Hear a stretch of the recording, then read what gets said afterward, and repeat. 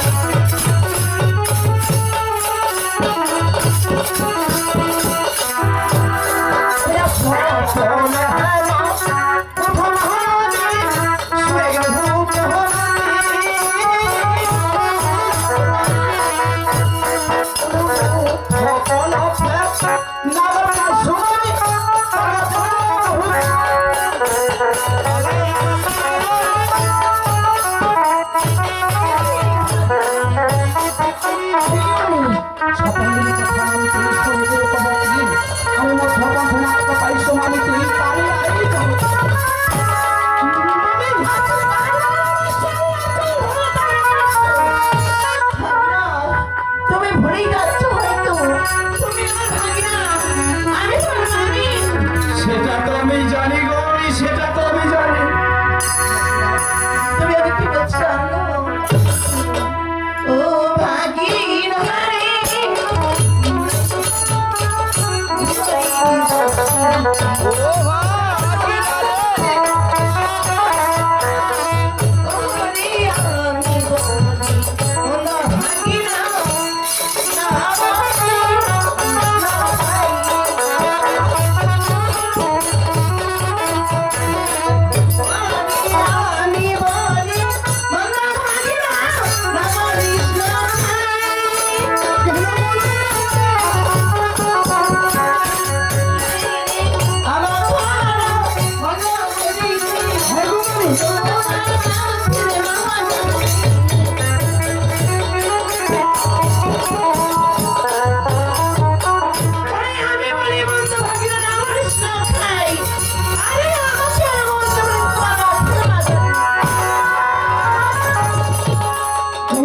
তুমি যা বলে আমাকে বলে আমার বাবাকে নিয়ে কি কোথাও বলবে না।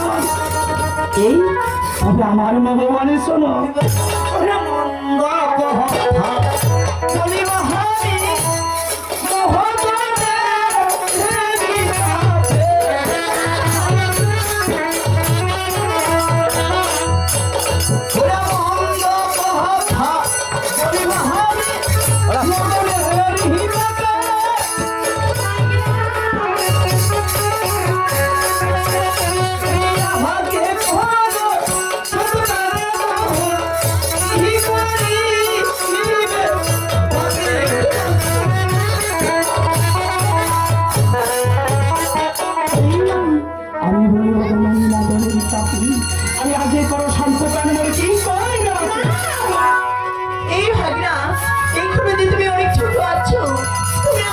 ছেলের মতো ওরে গুরু চড়া কি না ওই শিশুমতি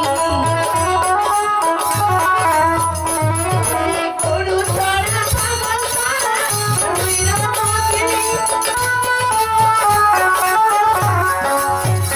ওরে তুমি জীবতি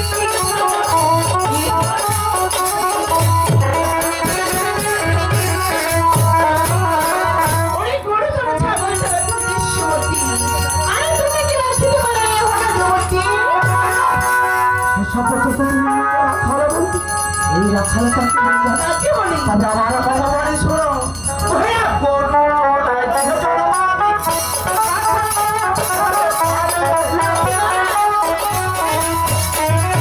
গরু চড়াই যেতে পারি কথা বলে ওরে বুকের উপর শিফল দেখে মরমরা আহি